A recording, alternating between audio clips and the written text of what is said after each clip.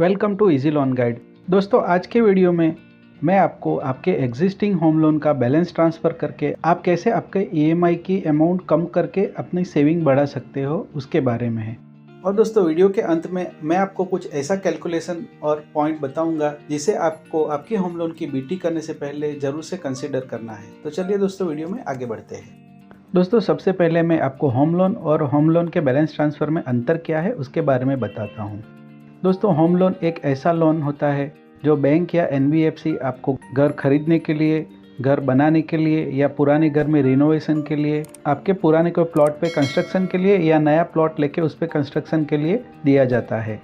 Home loan लेने के लिए आपको बहुत सारा डॉक्यूमेंटेशन और आपको वेरिफिकेशन की ज़रूरत पड़ती है। और दोस्तों, होम लोन लेना सबसे ज़्यादा कठिन प्रक्रिया है। होम लोन बैलेंस ट्रांसफ़र दोस्तों ये तब होता है जब आप अपनी मौजूदा बैंक या एनबीएफसी से आपके होम लोन को दूसरी बैंक या एनबीएफसी में ट्रांसफ़र करते हैं। इसे बीटी के रूप में भी जाना जाता है। ये आपको कम ब्याज दर और बेहतर सेवाओं के लाभ उठाने में मदद करता है। होम लोन बैलेंस ट्रांसफ़र में आपको डॉक्यूमेंटेशन होम लोन की तुलना में ईजी रहते हैं और आपको बैलेंस ट्रांसफ़र प्राप्त करना भी आसान रहता है क्योंकि आपका ट्रैक रिकॉर्ड ऑलरेडी बना होता है और आपकी ईएमआई पुरानी ईएमआई से छोटी ही होने वाली होती है, तो नई बैंक या एनबीएफसी को आपको लोन देने में कोई परहेज नहीं होता है। दोस्तों, आपने होम लोन अगर 2020 से पहले ली थी और आज के गिरे हुए रेट ऑफ इंटरेस्ट को देख के अगर आप ये सोच रहे हैं कि आप ब्याज के रूप में ज़्यादा ही पैसे चुका रहे हो, तो आप ऐसे सोचने वाले अकेले नहीं हैं, क्योंकि 2020 के बाद रेट ऑफ इंटरेस्ट गिर के 7% के नीचे आ गई है। आपके मौजूदा इंटरेस्ट रेट से अगर आप 1% भी ब्याज बचा सकते हो तो लंबी अवधि में काफ़ी लाभदायी होता है। आपकी होम लोन की बैलेंस ट्रांसफ़र के बारे में सोचना सही है और एक ब्याज भी ऑप्शन है, क्योंकि ऐसा करके आप अपना ब्याज ही नहीं बचा रहे, साथ में बचे हुए पैसे को अगर आप सही इन्वेस्ट करके आपका नेटवर्थ बढ़ाते हैं तो आपकी लाइफ में आप एक बहुत बड़ा वैल्यू एडिशन कर सकते हैं। दोस्तों, अगर आप 1% भी बचा सकते हो तो होम लोन का बीटी कर सकते हो, पर दोस्तों हर केस में बीटी करना भी सही डिसीजन नहीं होता है। उसके लिए आपको कुछ चीज़ों का ध्यान रखना है जो आगे मैं आपको बताने वाला हूँ। बाद में ही आपको बीटी करना है, नहीं तो आपको बीटी करने के बाद भी पछताना पड़ सकता है। अब हम सबसे पहले एलिजिबिलिटी की बात करें तो मिनिमम रेगुलर 12 ईएमआई आपने भरे हो तो कोई भी बैंक या एनबीएफसी आपकी होम लोन का बैलेंस ट्रांसफर के लिए रेडी होती है। दोस्तों, अब मैं आपको बैलेंस ट्रांसफर का स्टेप बाय स्टेप प्रोसेस बताने जा रहा हूँ। सबसे पहला स्टेप, आपको आपके लोन का बैलेंस ट्रांसफर के लिए बेस्ट ऑप्शन मार्केट में से ढूंढ लेना है, जिसका पीएफ कितना है और बाकी खर्चे कितने हैं उसका आपको सही से सभी जगह से तुलना करके परफेक्ट बैलेंस ट्रांसफर का ऑप्शन ढूंढ लेना है।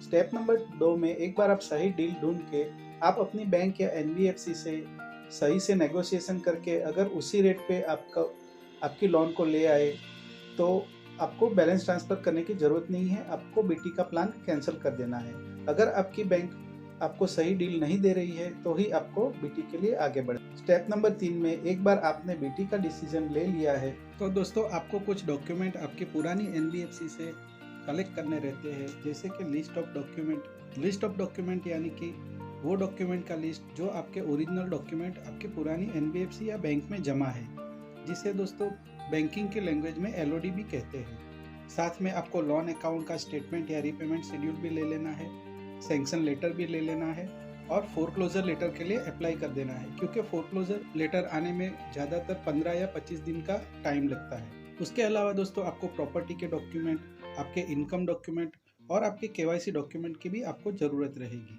दोस्तों, अगले स्टेप में आपको बीटी के लिए अप्लाई कर देना है। एज पर बैंक आपको डॉक्यूमेंट और एप्लीकेशन फॉर्म सबमिट कर देना है। डॉक्यूमेंट की डिटेल मैंने आपको ऑलरेडी आगे बता दी है और आपको डिस्क्रिप्शन में भी वो मिल जाएगी। स्टेप नंबर 5 में आपको लोन सैंक्शन करवा के उसकी डिसबर्समेंट की प्रोसेस कंप्लीट कर लेना है।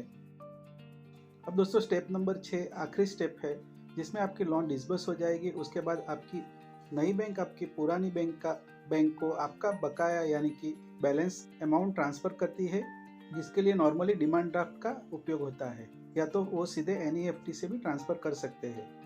पेमेंट रिसीव होने के बाद आपकी पुरानी bank as per provided list of document, जितने भी डॉक्यूमेंट वहाँ पे ओरिजिनल थे वो सभी आपकी नई बैंक को डायरेक्ट सबमिट कर देती है और आपकी पुरानी बैंक आपके ECS मैंडेट को कैंसिल कर देती है और आपका लोन अकाउंट वहाँ से क्लोज हो जाता है। इस तरीके से दोस्तों आपकी होम लोन की बैलेंस ट्रांसफ़र की प्रोसेस कंप्लीट हो जाती है। अब दोस्तों हम आगे बात करते हैं कि आपको क्या क्या चीज़ है जिसका आपको ध्यान रखना है। सबसे पहले आपको जान लेना है कि आपको बैलेंस ट्रांसफ़र करते समय 2 EMI साथ में भी भरना पड़ सकता है, क्योंकि प्रोसेस लंबा है। 20 से 30 दिनों तक का समय लग सकता है और ज़्यादातर केस में आपकी नई बैंक चेक दे देती है, बाद में भी आपकी पुरानी बैंक प्रोसेस कंप्लीट करने में टाइम लगाती है। उसी समय आपका दोनों जगह से EMI ड्यू हो जाता है और आपको 2 EMI भी भरना पड़ सकता है। दोस्तों अगला पॉइंट यह है कि अगर आपकी लोन 20 साल की है और आपने 14 या 15 साल तक ऑलरेडी EMI पे कर दिया है, तो आपको BT यानी कि बैलेंस ट्रांसफ़र नहीं करना है, क्योंकि EMI को कुछ इस तरीके से डिज़ाइन किया हुआ है कि शुरुआत के समय में आपको इंटरेस्ट ज़्यादा लगता है और बाद में धीरे धीरे इंटरेस्ट कम होता रहता है और आपका कैपिटल का पेमेंट बढ़ता रहता है। तो 14-15 साल तक अगर आप पेमेंट कर रहे हो तो आपका इंटरेस्ट का पोर्शन कम हो गया होता है और कैपिटल का पोर्शन बढ़ा हुआ होता है, जिसे आप इस चार्ट को देख के भी समझ पाओगे। तो दोस्तों अगर 14-15 साल का आपने पेमेंट कर दिया है तो आपको उसके बाद प्रीपेमेंट या बैलेंस ट्रांसफ़र करके फंसना नहीं है, बल्कि उसी लोन को कंप्लीट कर देना है, जिसका आपको ध्यान रखना है। दोस्तों आपको शायद याद नहीं होगा, लेकिन जब आपने लोन ली होगी उस समय पे आपने बहुत बड़ी अमाउंट की प्रीमियम वाला एक लोन प्रोटेक्टर इंश्योरेंस प्लान लिया होगा, जिसे होम लोन कंपनी ने आपको कंपलसरी दिया होगा। तो आपको जैसे ही BT आपकी कंप्लीट हो जाए, यानी कि आपकी लोन दूसरी बैंक में ट्रांसफ़र हो जाए, तो वो इंश्योरेंस को बंद करवा देना है और बाकी के अमाउंट का रिफ़ंड ले लेना है, जिसे आपको भूलना नहीं है। दोस्तों उसके अलावा आपको कुछ चीज़ों का कैलकुलेशन करना है, कॉस्टिंग कितनी हो रही है, सेविंग कितनी हो रही है, बाद में ही आपको बैलेंस ट्रांसफ़र का डिसीज़न लेना है। जैसे कि अगर पुरानी बैंक ने आपको मॉर्गेज डीड करवाई थी तो वो मॉर्गेज डीड की रिलीज़ का भी खर्चा आएगा, वो खर्चा। अगर नई बैंक मॉर्गेज डीड करवा रही है तो वो मॉर्गेज डीड का कितना खर्चा, प्रोसेसिंग फ़ी, उसके अलावा अन्य खर्चे जैसे कि टाइटल रिपोर्ट का खर्चा, वैल्यूएशन रिपोर्ट वगैरह का खर्चा, इंश्योरेंस का प्रीमियम अमाउंट। और दोस्तों अगर आपकी पुरानी बैंक या NBFC अगर लोन क्लोज करने का कोई चार्ज ले रही है तो वो चार्ज, ये सब खर्चों को एक बार आपको जोड़ लेना है। उसके बाद ही आपको बैलेंस ट्रांसफ़र का डिसीज़न लेना है। कभी कभी दोस्तों ऐसा होता है कि आपको बैलेंस ट्रांसफ़र करके इंटरेस्ट में या EMI में आपको 1 लाख रुपए की सेविंग हो जाती है, लेकिन ये खर्चों को आप जोड़ेंगे तो वो खर्चा 1 लाख से भी ज़्यादा हो जाता है। ऐसे केस में दोस्तों बेस्ट ऑप्शन आपको आपकी एग्जिस्टिंग बैंक या NBFC को रेट रिवीजन के लिए बात करनी है, क्योंकि आज के कंपटीशन के दौर में सभी बैंक या NBFC कंपनी कुछ नॉमिनल चार्ज लेके रेट रिवीजन का ऑप्शन देती है। रेट रिवीजन के थ्रू आपको आपका एक रेट ऑफ इंटरेस्ट कम करके देती है, तो उस समय आपको BT की नौबत ही नहीं आएगी और आपका पैसा और टाइम दोनों की बचत होगी। और दोस्तों सबसे आखिरी लेकिन इम्पोर्टेंट पॉइंट यह है कि बैलेंस ट्रांसफ़र के बाद आपको पूरे 20 साल की टर्म नहीं लेनी है, क्योंकि EMI को कुछ इस तरीके से डिज़ाइन किया हुआ होता है कि शुरुआती दौर में इंटरेस्ट आपको ज़्यादा लगता है। तो अगर आपकी BT की खाली 10 साल की टर्म बाकी थी और आप 20 साल की टर्म ले लोगे, तो आपको ROI में तो बचत दिखेगी, लेकिन आप कुल मिला के नुकसान में ही रहेंगे।